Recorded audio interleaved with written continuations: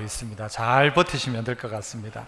오늘 저는 시험거리라는 제목으로 말씀을 함께 나누고자 하는데요, 우리의 인생 전체가 사실 시험거리 아니겠습니까? 흔히 이야기하는 대로 로미오와 줄리엣이 그냥 잘 만나가지고 결혼했더라면 어떻게 살았을까요? 로미오와 줄리엣이 비극으로 끝나니까 우리는 안타까워하지만 양가에서 알았다, 너들 결혼해라 해서 결혼했으면 어떻게 됐을까요? 우리 걔들 보고 뭐라고 했을까요? 너들도 한번 살아봐라. 여러분, 우리는 이야기를 끝내면서 늘 행복하게 살았더래요로 끝냅니다만은 사실 그렇지 않습니다. 우리의 인생의 모든 것들이 행복하게 살았더래요로 끝나지 않고 진짜 끝내려면 행복하게 죽었더래요 하면 끝날 수 있습니다. 살아있다는 것은 우리에게 계속 지속적인 시험거리와 문제의 연속이다 해도 좋을 것입니다. 아브람이라는, 오늘 이 본문에 나왔던 아브람은 우리에게 믿음의 조상이라고 이야기합니다. 믿음의 조상이었는데 그 사람이 뭔가 대단한 사람이 아니라 하나님께 부름받아서 하나님의 백성 되고 난 다음에도 여러 가지 인생의 시험거리를 거치면서 아브람, 오늘 본문에도 보면 아브람이라고 되어 있죠. 아브람이라고 변화되기 전에 아브람의 모습 속에서 나중에 점차 변화되어져 가고 바뀌어져 가는 모습을 보게 되어집니다. 최근에 우리나라의 정세에도 여러 가지 어려움을 겪고 있습니다.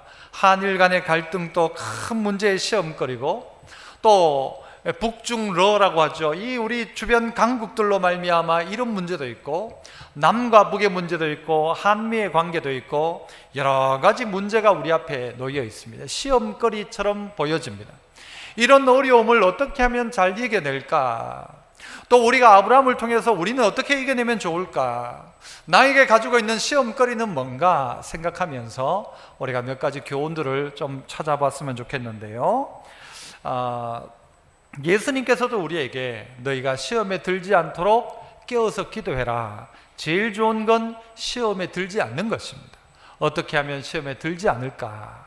또 우리를 유혹하는 여러 가지 시험을 어떻게 이겨낼까를 본문을 통해서 몇 가지를 좀 살펴봤으면 좋겠습니다. 그 첫 번째는요, 따라서 한번 해볼까요? 없다는 것이 시험거리입니다. 없는 게 시험거리가 되기도 한다는 거죠. 없는 게. 아브라함이 처음 하나님의 부름을 받고 갈대아 우르를 떠나서 가나안 땅에 딱 도착을 합니다. 도착한 뒤에 어떤 일이 벌어지는가?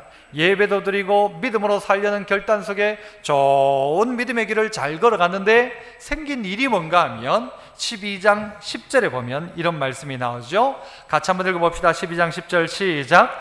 그 땅에 기근이 들었으므로 아브람이 애굽에 거류하려고 그리로 내려갔으니 이는 그 땅에 기근이 심하였습니다.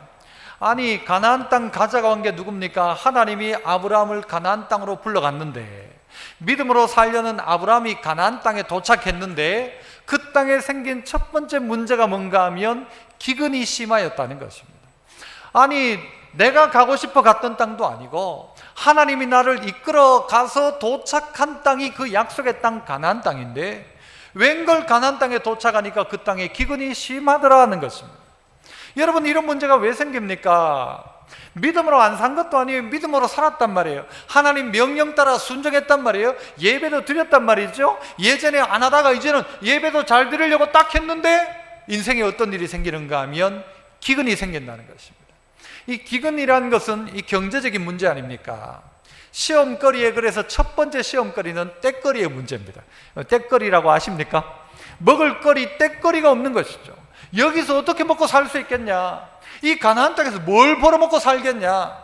그래서 아브라함이 내린 결정이 뭔가 하면요, 기근이다 하니까 딱 내린 결정이 애굽으로 내려가자, 그리고 거기서 살자 하는 것입니다. 애굽 땅은 아주 푸르른 땅입니다. 나일강으로 말미암아서 그 땅은 한 번씩요 좋은 흙들이 다 나일강이 범람할 때 이게 다 쌓이다 보니까요 아주 곡식들이 잘 자라는 아주 풍요로운 땅입니다. 애굽 내려가자. 애굽 내려가면 먹고 살 수 있다. 여기 이 기근의 땅에 살다가는 굶어 죽는다. 이게 아브라함이 내린 결론이었다는 것이죠. 그러나 과연 하나님이, 만약 이 기근을 하나님이 주셨다면 하나님이 이 기근을 왜 주셨을까를 아브라함은 생각해야 합니다. 그러나 아브라함은 고민하지 않았습니다. 이전에는 예배를 드렸음에도 불구하고, 하나님께 물었음에도 불구하고, 하나님께 듣고 움직였음에도 불구하고, 지금은 기근 들자 아브라함은 딱 내린 결론이 애굽 가자라는 것입니다. 애굽을 간다는 말은 무엇입니까? 하나님 떠난다는 말이죠. 우리의 인생 가운데는 부함으로 말미암아 당하는 문제도 있고, 가난함으로 말미암아 겪는 문제들도 있습니다. 죄를 짓는 사람이 보니까 생활범죄, 먹고 사는 문제 때문에 범죄하는 사람이 있는가 하면, 먹고 사는 걸 넘어서서 더 부유하다 보니까 더 큰 욕심 때문에 가지는 문제들도 있습니다. 기근의 문제 앞에 여러분, 성경은 우리에게 어떤 이야기를 하고 있는가? 나로 너무 부하게도 마시고 나로 너무 가난하게도 하지 말아 주십시오 라고 이야기하면서 어떤 이야기를 하는가? 잠언 30장 9절에 혹 내가 뭐요? 배불러서 하나님 모른다. 여호와가 누구냐? 내 배부르니까 하나님도 필요 없다. 이렇게 말할지 모르겠다는 것이죠. 배가 불러서. 또 하나는 혹 내가 가난하여 어떻게 한대요? 도적질하고 내 하나님의 이름을 욕되게 할까 두렵다. 너무 부해도 하나님 없다 하고, 너무 가난하니까 죄 지어가지고 도적질해가지고는 하나님의 이름을 욕되게 할까 두려우니까 뭐라고 하는가 하면, 나로 너무 부하게도 마시고 너무 가난하게도 말아달라. 이 말은 내가 하나님 의지하고 살아갈 수 있도록 해주십시오. 죄 짓지 않고 살도록 해주십시오. 하나님 모른다고 살지 않도록 하나님 인정하고 살아가는 삶 살 수 있도록 내게 자족하는 마음을 주십시오. 아마 이런 기도일 것입니다. 그러나 아브라함의 결정은, 기근이 들자마자 내린 그의 즉각적인 결정은 애굽 내려가자는 것이죠. 하나님의 애굽을 어떻게 보고 계신가? 이사야서에 보면 하나님의 애굽을 향하여 이렇게 말씀하십니다. 이사야 31장 1절로 3절을 보면, 도움을 구하러 애굽으로 내려가는 자들은 어떻대요? 화 있을진저. 애굽 내려가면 화 있다라는 거예요. 지금 애굽 이집트지 않습니까? 이집트 가는 사람은 화 있다 이런 말입니까?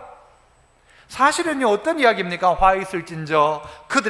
그들은 말을 의지하며 병거의 많음과 마병의 심히 강함을 의지하고, 그 다음 뭐래요? 이스라엘의 거룩하신 이를 앙모하지 않는다. 바라본다. 기다리지 않는다. 그리고 여호와를 구하지 않는다. 이것이 가장 큰 문제라는 것입니다. 애굽 내려가는 게 그냥 그 사람 애굽 갔다가 아니라, 애굽을 갔다는 말은 하나님을 앙모하지 않고 하나님의 때를 기다리지 않고, 그리고 하나님을 구하지도 않더라. 이게 애굽 내려간 사람들이 애굽 내려간 이유라는 것입니다. 하나님을 기다리지 않고 앙모하지 않고 하나님을 구하지 않으니까 가는 게 어딘가 하면 애굽 가더라는 것입니다.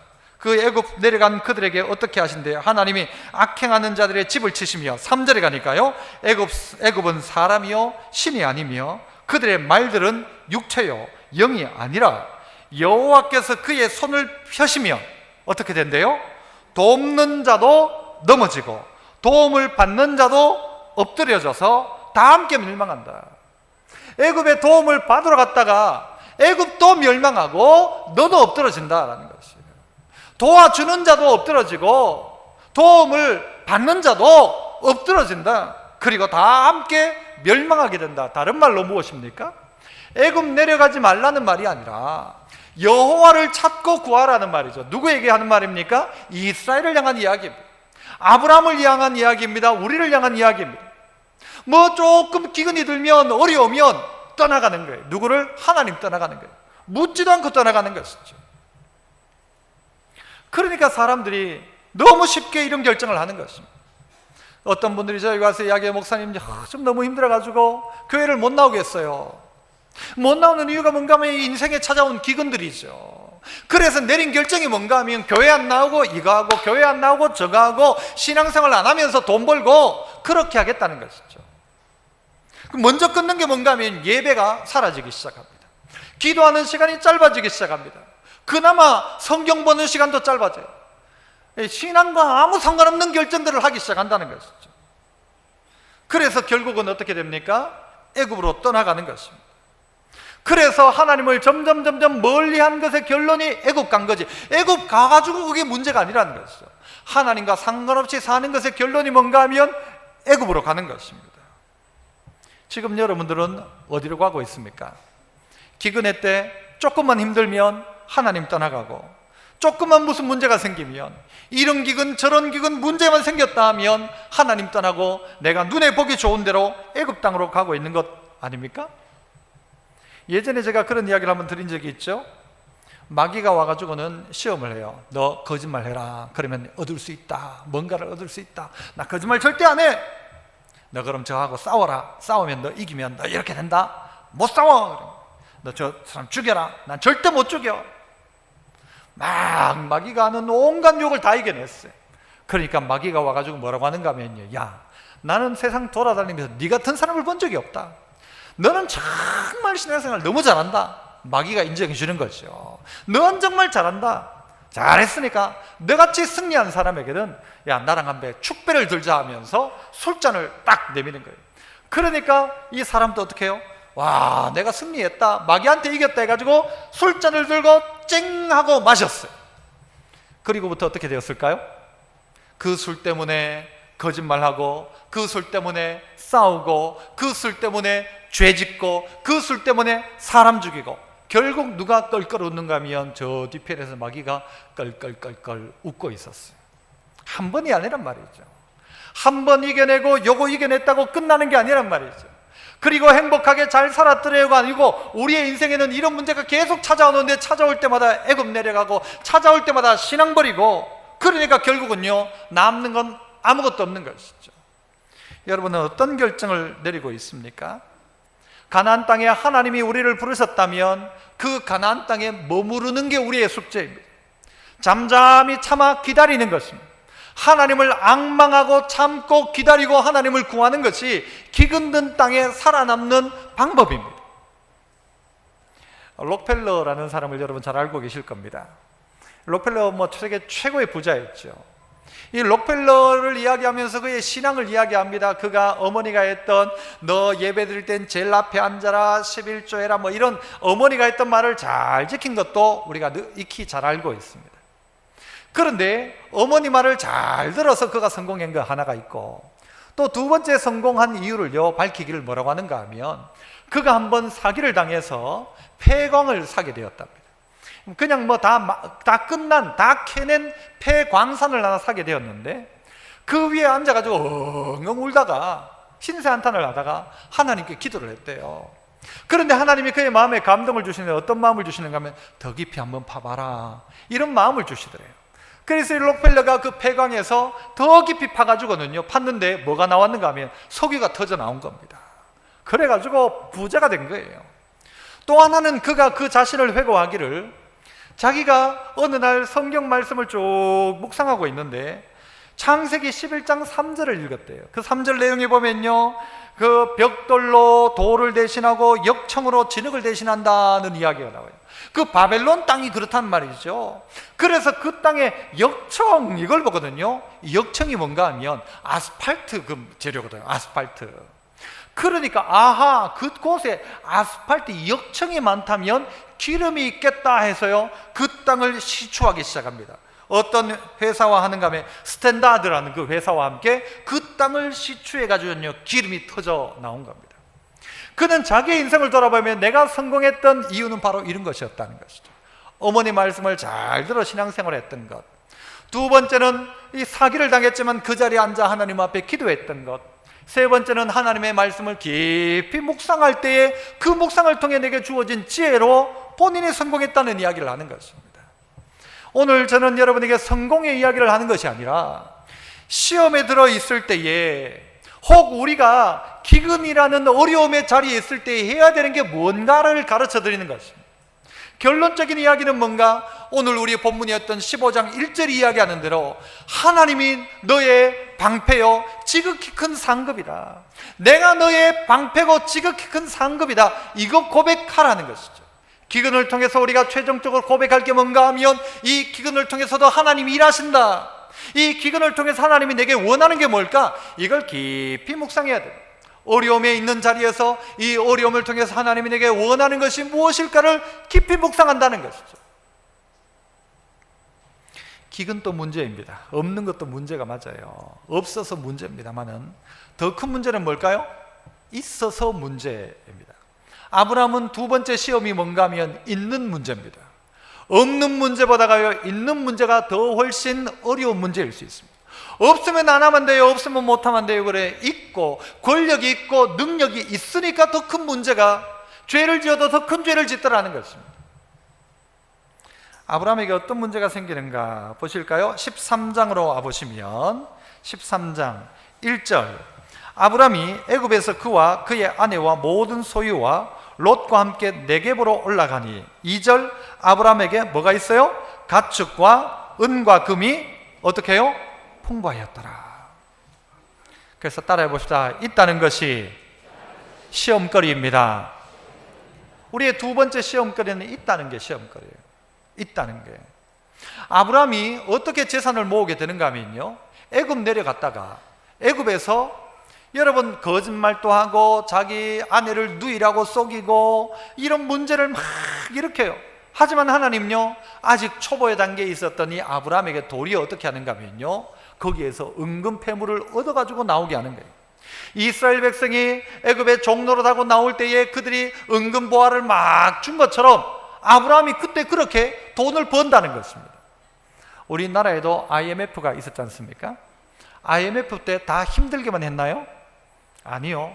제가 알기는요, 돈 있는 사람은 돈을 훨씬 더 많이 벌었고 없는 사람은 더 훨씬 힘들어졌다는 것이죠. IMF 전에 내가 중산층이라고 생각하는 사람이 많았는데 IMF가 지나가고 난 다음에는요, 중산층이 사라졌다는 거예요.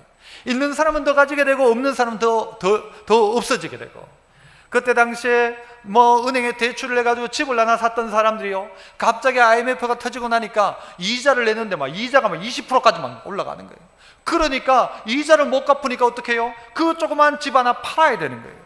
팔아가지고라도 빚을 갚아야 되니까 빚 갚고 나니까 예전에 가지고 있던 집도 사라지고 돈도 사라지고 이자는 내야 되고, 부자들은 어떻게 되나요? 예전에는 이자가 요만큼 하던 이자가 은행에 맡겨놓으니까 이자를 이만큼 주는 거예요. 그러니까 그 돈 가지고 어떻게 해요? 집 사고 땅 사고. 보니까 기근의 때에 어떤 이들은 더 많이 누리는 사람도 있고 어떤 사람은 더 가난해지는 사람도 있더라는 거죠. 아브라함 같은 경우에는 이 기근의 때에 어떻게 되었는가? 애굽 내려갔다가요, 은금 보화를 더 많이 가지게 된 거예요. 양과 목축이 훨씬 많아졌다는 거예요. 그런데 여러분, 그가 없을 때 하나님 딱 붙들었던 사람, 그가 있을 때도 붙드는데 없을 때 하나님 없는 사람 줘도 그 사람은요, 하나님과 상관없이 살아갑니다. 돈을 가지니까 더 막 나가는 거예요. 이게 있는 가운데서 신앙생활 하기가 쉽지 않은 면도 있다는 것입니다. 어떤 문제가 아브라함에게는 생기기 시작합니까? 그들이 싸우기 시작합니다. 누가 싸우는가 하면 롯의 그 종들과 아브라함의 종들이 싸우는 거예요. 왜 싸우는가 봤더니요, 많아져가지고 양은 많아지고 소는 많아졌는데 목초지는 좁은 거예요. 그러니까 서로 다투기 시작하는 게, 이거 우리 거다 아니다, 우리 땅이다, 내가 먼저 왔다 아니다, 싸우기 시작하는 거예요. 6절에 보면 13장 6절이죠. 그 땅이 그들이 동거하기에 넉넉하지 못하였으니 이는 그들이 소유가 많아서 동거할 수 없었습니다. 너무 많아지니까 싸우기 시작하는 거예요. 이전에는 싸우지도 않았어요. 없을 땐 서로 우애 있게 나눠 먹고 배를 골아도 같이 골면서 살았는데 많아지니까 싸우기 시작하는 거예요. 없을 땐 안 싸웠는데. 여러분, 우리도 그렇지 않습니까? 가까운 사이에 있던 사람들이 점점 많아지니까 이제 이권 다툼을 하는 거예요. 내가 더 수고했다, 네가 더 수고했다, 싸우는 거예요. 돈이 있으니까 부모와 자식도 싸우더라고요. 형제도 싸워가지고 어떤 기업은 보니까 형제에 난이 나더라고요. 형제끼리 고발하고 난리가 나죠. 좋아하던 누나하고도 관계를 끊어요. 형제가 끊어요. 부부 사이에도 싸움이 나더라고요. 가까운 관계에서 점점 많아지니까 싸움이 나기 시작하는 것입니다. 이때 아브라함은 어떻게 합니까? 이 문제를 어떻게 해결하기 시작합니까? 자, 13장 8절, 아브라함이 롯에게 이르되 우리는 한 친족이라 나나 너나 내 목자나 네 목자나 서로 다투게 하지 말자. 서로 다투지 말자. 아브라함이 가지고 있는 기준은 저것 봐라, 저 족 가지고 내가 키웠는데 저거 아무도 건사해주지 않아가지고 내가 데려와가지고 키워가지고 양도 주고 소도 줘가지고 지가 누구 때문에 이렇게 됐는데 저거 봐라. 우리나라 사람들이 하는 말 있지 않습니까? 어떤 짐승은 키우는 게 아니라고, 거두는 게 아니라고. 머리 검은 짐승, 사람은 배반한다는 거예요. 아브라함도 요거 봐라, 요거 한번 보자, 요놈 요거. 그렇게 한 것이 아니라 도리어 아브라함 어떻게 합니까? 좋다, 그러면 네가 어디를 가든지 좌를 하면 나는 우하겠고, 네가 우를 선택하면 나는 좌를 선택하겠다. 네가 선택해라. 네가 이 땅을 가지고 싶으면 내가 이 땅을 줄 것이고, 그러면 난 딴 데 가면 되고, 네가 선택해라 라고 롯에게 이야기를 합니다. 그리고 롯은 그때 어디를 선택하는가 하면요, 너무 보기 좋았던 땅 소돔과 고모라를 선택하고 그리로 내려갑니다. 아직도 롯은요 하나님을 만나지 않은 것 같아요. 자기 눈에 보기 좋은 데로 가는 거예요. 그런데 아브라함은 어디든지 좋습니다.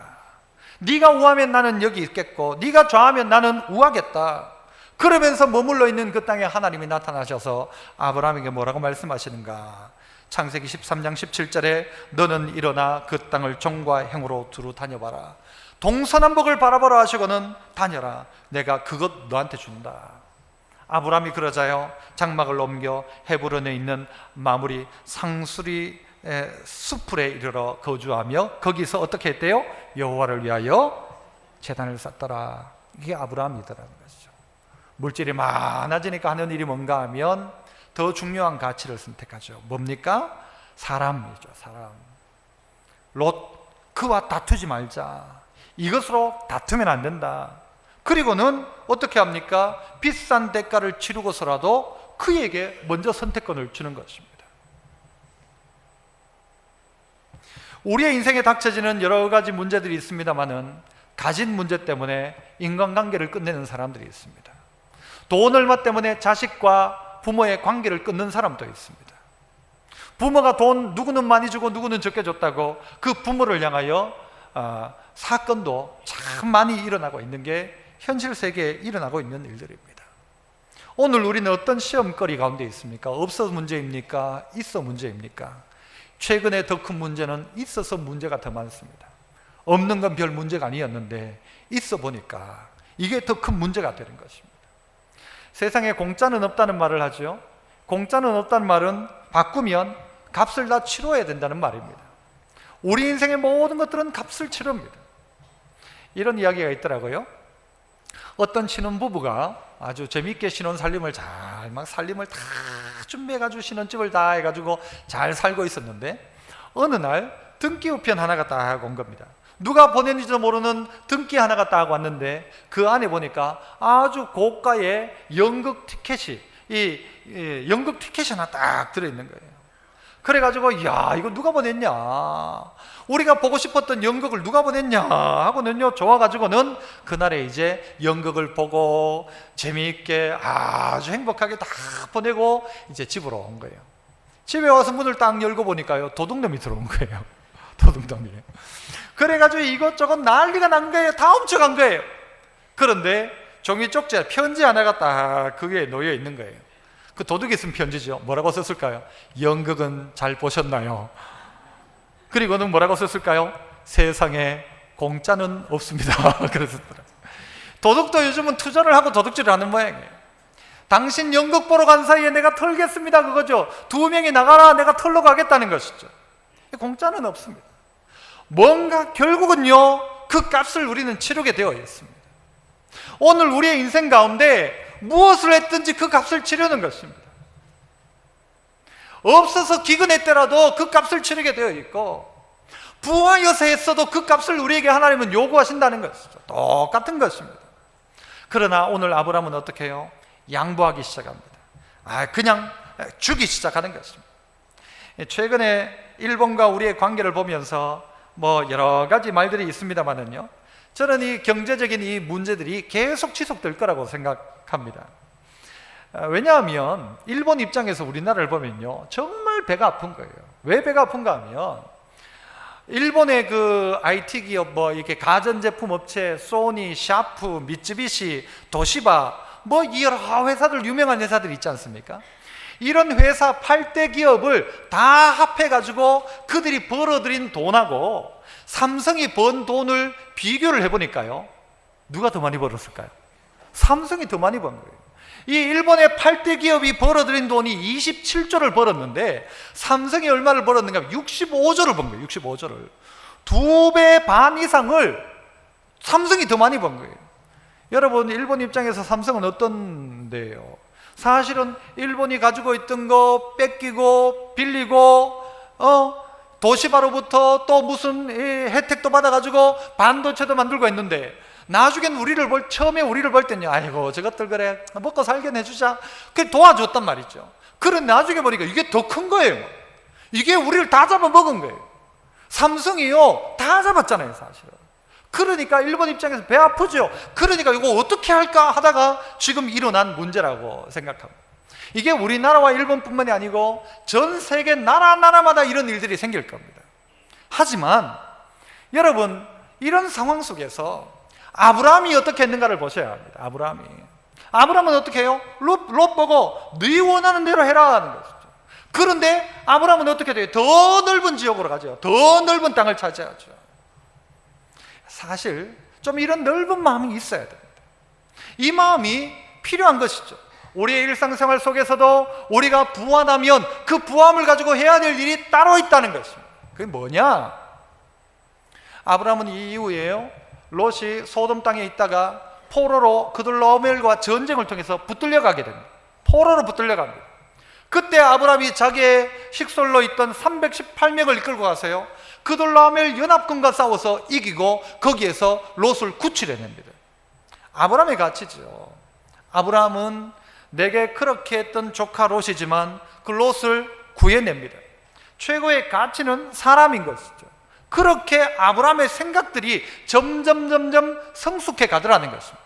그리고 결론적인 이야기로는 아브라함이 어떻게 하느냐, 믿음의 결정을 하기 시작하더라는 것이죠.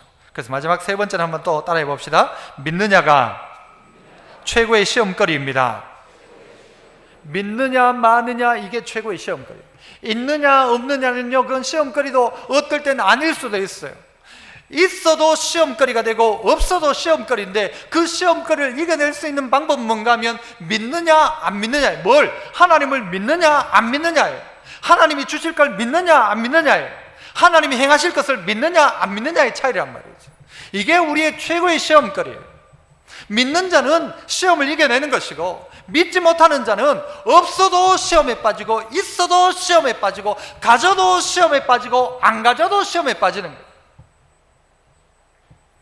아브라함이 어떤 고백을 하는가 하면요, 전쟁에서 이기고 돌아올 때에 아브라함을 보면 알 수 있는데, 아브라함이 먼저 뭘 하는가 하면요, 11조를 멜기세덱에게 바칩니다.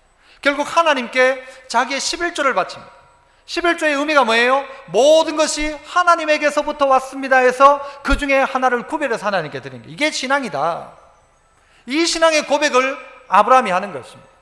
그리고 또 하나는 이 소돔 왕이 아브라함에게 이야기합니다. 뭐라고 이야기하는가 하면, 내가 여기서 붙잡아온 사람들은 내가 다 데리고 갈 테니까 아브라함, 너는 여기에 있는 물품을 다 가지고 가라. 물건을 다 가지고 가라. 은과 금이 있으면 아브라함 네가 그걸 다 가져가고, 네가 이겼으니까 사람은 내게 달라 이야기합니다. 그때 아브라함이 뭐라고 소돔 왕에게 대답을 하는가 하면 14장 23절이죠 14장 23절 같이 한번 읽어봅니다. 시작. 네 말이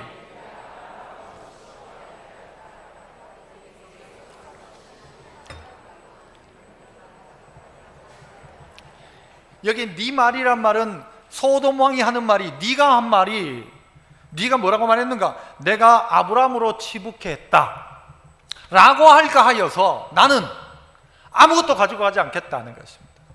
전쟁을 통해 거둬들인 것, 소돔 왕이 가지고 있는 것 중에 소돔 왕이 가지고 가라 하는데도 나는 싫다라는 거예요. 아니, 돈 주는데도 싫다예요. 싫다. 왜 싫다 하는가 하면 소돔 왕 때문에 부자 되었다는 소리 나 듣기 싫다는 거예요. 아브라함이. 아브라함이 어떻게 부자 된지 아냐? 소돔 왕이 그 돈 줘가지고 그래 부자 됐잖냐. 그 사람 왜 잘 사는지 아냐? 왜 부자인지 아냐? 그 처갓집 잘 만나가지고 처갓집에서 아이고 나도 그랬으면 그래가지고 잘 됐잖냐, 이 소리 듣기 싫다는 거예요. 누구 덕 봐서 잘 됐다는 소리 듣기 싫다, 이게 아브라함의 고백이에요. 그러면 무슨 소리 듣고 싶은가? 아브라함이 듣고 싶은 소리는 뭔가? 그 듣고 싶은 이야기를 하나님이 해주시는데 15장 1절에서 이렇게 이야기하시죠. 15장 1절, 뭐가 제일 중요한 말일까요? 이후에 어떻게 한 후에 아브라함이 이 고백하고 아무것도 안 받은 거예요, 소돔왕에게. 그때 하나님이 이후에 아브라함에게 뭐라고 말씀하세요? 읽어봅시다. 시작. 이후에 여호와의 말씀이 환상 중에 아브라함에게 임하여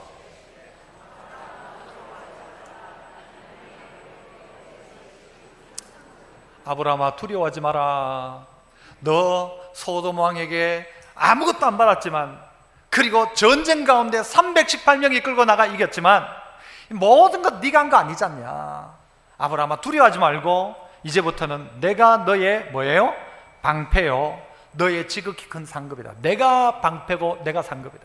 네가 받는 돈이 너의 상급이 아니고 내가 상급이다. 너를 지키는 게 뭐냐? 군사가 지키는 게 아니고 내가 너의 방패가 되어줄 것이다. 이 최고의 하나님께서 아브라함을 향한 축복, 내가 너의 방패요 너의 지극히 큰 상급이다. 내가 하나님. 이거 믿는 사람 어떤 시험에서도 이겨내고, 이거 믿는 사람 여러분 아무리 없다 해도 이기고, 아무리 가져도 그는 교만하지 않습니다. 그러나 이걸 모르는 사람, 없으면 없어서 시험에 빠지고, 있으면 있어서 시험에 빠지고, 권세를 가지면 가져서 시험에 빠지고, 없으면 없어서 시험에 드는 거예요. 오늘 우리의 시험거리는 뭐라고요? 믿느냐 믿지 않느냐입니다. 이 하나님을 나는 믿느냐, 이 하나님을 나는 신뢰하느냐 말이에요. 그래서 한번 따라해 볼까요? 내 모든 삶의 주인은 예수 그리스도다. 이게 고백되어지느냐 되어지지 않느냐. 내가 없으면 없는 대로 그래도 내 주인은 하나님이시다, 예수님이다. 있으면 있는 것이 내게 아니고 하나님 것이고 내 주인은 예수님이다. 이게 고백되어야 되는데, 없을 때는 없어서 하나님 없다 하고, 있을 때는 이게 내 주인처럼 생각한다면 이거는 신앙 아니라는 것이죠. 왕의 재정이라는 책이 있습니다. 그 책 안에 보면 이런 간증이 나와요. 자기 어머니 이야기를 하면서, 이분이 자기 어머니가 어떤 분인가 하면요, 거지가 왔다 하면 늘 거지를 먹이는 거예요. 어느 날 방에 들어가 보면요, 이 딸의 방에 거지가 누워 있는 거예요. 아니 왜 어머니는 이렇게 하시냐, 왜 거지를 그렇게 자꾸 집에 들이느냐. 어떨 때는 고아원에 빼짝 마른 애가 있으면 데리고 와가지고 먹여가지고 살이 좀 붙으면 다시 보내고, 주변에 있는 사람들을 그렇게 챙기는 거예요. 그래서 어머니한테 물었죠. 어머니 왜 이러냐고. 그러니까 어머니가 늘 생각하고 묵상하고 마치 자기의 좌우명처럼 알고 있던 성경 한 구절을 가르쳐 주는 거예요. 그 성경이 어디냐면요, 잠언 19장 17절 말씀입니다. 잠언 19장 17절 한번 읽어볼까요? 시작. 가난한 자를 불쌍히 여기는 것은 여호와께 구워 드리는 것이니 그의 선행을 그에게 갚아주시리라. 가난한 자 불쌍히 여기는 게 어떻게 하는 거라고요? 하나님께, 여호와께 구워주는 거래요. 그런데 하나님께 구워주면 어떻게 해요? 그의 선행을 그에게 갚아준대요. 몇 프로 갚아줄까요? 복리일까요? 복리가 아닐까요? 하나님이요, 가난한 자를 불쌍히 여기니까 하나님이 아이고 내가 그래 빌렸다, 하나님이 구워주는 거래요, 하나님 앞에. 그러니까 하나님이 그걸 갚는데 어떻게 갚아주는가 하면요, 하나님은 기본이 1배, 2배가 아니고 100배, 60배, 30배예요. 110배, 100배, 30배. 이게 믿어지느냐 믿어지지 않느냐의 문제라는 거죠. 우리의 시험거리는 아이고 좋은 말이다 하고 끝나는 사람과, 이 말씀을 정말 믿고 그 어머니는 어떻게 했는가 하면요, 거지들을 그렇게 지극정성으로 돌봤다는 거예요. 여러분, 하나님께 구워드리는 거랍니다. 한 몇 프로 이율이면 좋겠습니까? 최고의 투자는 어딘가? 하나님께 구워드리는 거예요. 원금 보장 은행에 맡기면 5천만 원 보장해 주죠. 하나님의 보장은 절대 보장이에요. 절대 보장. 하나님께 구워드리는 것이다. 그래서 이 엄마가 늘 거지들을 늘 그렇게 돌본 거예요. 그런데 이 딸의 입장에서는 그게 싫은 거예요. 안 싫겠습니까? 너 집 거지 집이다. 거지가 늘 들어가니까 거지 집이죠. 그러니까 이 딸이요, 이 집을 탈출하고 싶어가지고, 이 집을 나올 수 있는 방법은 뭡니까? 정상적으로 나올 수 있는 방법은 시집 가는 거잖아요. 시집 가려고 했어요. 어머니가 이 딸을 불러놓고 축복 기도를 해준대요. 어머니가 딸을 딱 불러놓고 기도해요. 하나님, 우리 딸에게 하나님 은혜를 주시고, 물질의 복도 받게 하시고, 믿음의 복도 받게 하시고, 하나님의 놀라운 복을 이 딸에게 허락해 주십시오 하고는 계속해서 기도하기를, 하나님, 이 딸이 거하는 곳 주변 1km 반경에 거지가 죽게 되는 일이 있다면 이 모든 그 저주가 이 딸의 머리에 임하게 하여 주시옵소서. 그런 거예요. 와, 엄마가 어떻게 그런 기도를 해요? 이 딸이 있는 곳 1km 반경 안에 혹시 거지가 있어서 그들이 얘가 돌보지 않아서 죽었다면 이 모든 화가 이 딸에게 임하게 해달라는 거예요. 이 딸이 깜짝 놀라는 거예요. 엄마가 아멘 해라. 이 딸이 아멘 했을까 안 했을까? 안 했죠. 그래, 그러면 다시 기도하자. 하나님이 이 딸에게 하나님 은혜를 주시고 복을 주시고 물질의 복도 주시고 믿음의 복도 주시고, 이 딸이 있는 곳 2km 반경 안에 거지가 죽는 일이 있거든. 그 모든 값을 이 딸의 머리에 임하게 하십시오. 아이고, 그러니까 아멘 안 하는 거예요. 다시 기도하자. 계속 늘어나는 거예요. 그러니까 딸이요, 가서 생각 좀 해보겠다고. 그리고는 최종 결론을 얼마로 했는가 하면요, 1km로 합시다. 1km 반경 안에. 그리고는 딸이 곰곰이 생각하면서 꿰도낸 거예요. 1km 반경 안에 이런 일이 있으면 그것이 내게 임하도록 아멘 했어요. 아멘 했어요. 그러면서 자기에게 들었던 생각은 뭔가 하면, 내가 절대 거지가 있는 동네는 가지 않는다. 부자 동네로 갈 것이다. 부자 동네에 가서 1km 반경 안에 아무도 거지가 없는 그런 동네 가서 살아야지 하고 진짜 열심히 해가지고 진짜 부자 동네에 갔어요. 1km 반경 안에 거지를 찾아볼 수 없었어요. 성공했죠? 그런데 어느 날 지하철을 타고 딱 내리는데 지하철에 누가 있어요? 거지가 있는 거예요. 얼마 아니에요? 1km 안에 있는 거예요. 한 약속은 있고 거지는 보이고. 그래서 이 딸이 섬기기 시작한 거예요. 섬기기 시작하니까 동네에 있는 장사하는 사람들이, 당신이 거지한테 먹을 것 주고 입을 것 줘가지고 거지가 안 죽어가지고 우리 장사를 방해한다고, 이 골목 상권을 망친다고 막 욕을 하더래요. 그렇잖아요. 장사하는 입장에서 막 거지가 죽치고 있으니까. 그런데 계속 와가지고 먹을 걸 주니까 어느 날 너무 힘들어가지고 그것도 이제 그 지하철에서 쫙 올라오는데 그 자기한테 욕하던 그 장사하던 사람이 막 자기를 부르더래요. 그래가지고 또 저 사람이 또 이제는 막 그만해야 되겠다, 이 욕먹으면서 내가 할 일인가 싶어가지고 있는데, 그 사람이 막 부르더니 뭐라고 하는가 하면, 당신은 진짜 예수 믿는 사람이다, 진짜 예수 믿는 사람이다 이야기하더래요. 그래서 그가 막 마음이 다 녹았대요. 하나님 나를 이렇게 위로하시는구나. 시편 41편 1절에서 3절에 보면 이런 말씀이 있어요. 가난한 자를 보살피는 자에게 복이 있으며 재앙의 날에 여호와께서 그를 어떻게 해요? 건진다. 2절, 여호와께서 그를 지키사 살게 하시리니 그가 이 세상에서 뭘요? 복을 받을 것이라. 주여 그를 원수들의 뜻에 맡기지 마소서. 3절, 여호와께서 그를 병상에서 붙드시고 그와 누워 있을 때마다 그의 뭐를? 병을 고쳐주시나이다. 어떻게 한대요? 가난한 자를 보살피는 자에게 재앙의 날에서 건져주신다 하시고, 이 세상에서 복을 받겠다 하셨고, 병상에서 고쳐주신다 하셨는데, 이게 믿어지는 사람이 있는가 하면 아이고 뭐 좋은 말이다로 끝나는 사람이 있단 말이죠. 우리의 시험거리는 이거예요. 이게 믿어지느냐 믿어지지 않느냐. 두 번째는 믿어졌다면 이대로 하느냐 하지 않느냐가 우리의 제일 큰 시험거리란 말이에요. 기근이 든 거, 돈이 많은 거, 이걸 넘어서서 내가 이 주님의 말씀이 믿어지냐 안 믿어지냐란 말이죠. 아브라함은 이게 믿어진 거예요. 그러니까 나는 그거 안 받아도 된다, 나 하나님께 복 받는 사람, 이 소리 듣고 싶다는 거예요. 하나님이 아브라함에게 복 주셨다, 이 소리를 아브라함이 듣고 싶은 거예요. 저 사람은 예수 믿고 하나님께 복 받았다, 이 소리를 듣고 싶지, 아이고 저 사람은 처가집 덕 봤다, 저 사람은 남편 덕이다, 이런 말 듣고 싶지 않다는 것이죠. 그가 시험을 받아 고난을 당하셨은즉 시험 받는 자들을 능히 도우실 수 있느니라. 히브리서 2장 18절에 이야기하죠. 주님은 능히 시험 받는 자를 도우신다.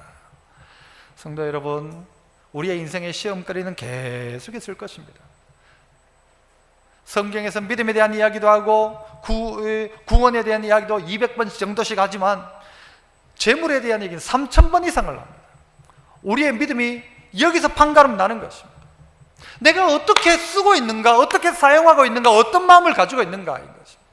아브라함이 그가 하나님 앞에 받은 은혜 앞에서 양보하기 시작하고, 그 다음엔요 자기의 신앙의 고백으로 11조를 드리기 시작하고, 그리고는 어떻게 해요? 그것으로 나는 치부하지 않겠다 하고, 오직 누구? 하나님이 나의 지극히 큰 상급, 나의 방패, 이것이 자기의 인생의 고백이 되어진다면 여러분, 이 세상의 시험거리가 아니라 이것 통해서 도리어 하나님을 가까이 하는 하나님의 상급을 경험하는 기회가 될 것입니다. 오늘 믿음의 성도 모두에게 하나님 앞에서 정말 이런 시험거리 앞에서 넘어지거나 자빠지지 아니하고 우리의 온전한 고백, 하나님이 나의 상급, 하나님 나의 방패, 하나님이 나의 상급이십니다, 하나님이 나의 방패이십니다 고백하는 우리 믿음의 귀한 성도 다 되시기를 축복합니다. 기도하겠습니다. 은혜로우신 하나님 아버지, 감사합니다. 수많은 시험거리가 있지만 시험에 빠지지 않게 하시고 시험을 만나고도 온전히 기쁘게 여기고 이겨내는 저희들 다 되게 하여 주옵소서. 우리의 마지막 고백이 나는 네 방패, 너의 지극히 큰 상급이라 말씀하신 주님의 말씀을 따라 하나님이 나의 상급이요 하나님이 나의 방패임을 고백하는 믿음의 성도 다 되게 하여 주옵소서. 예수님 이름으로 기도합나이다. 아멘.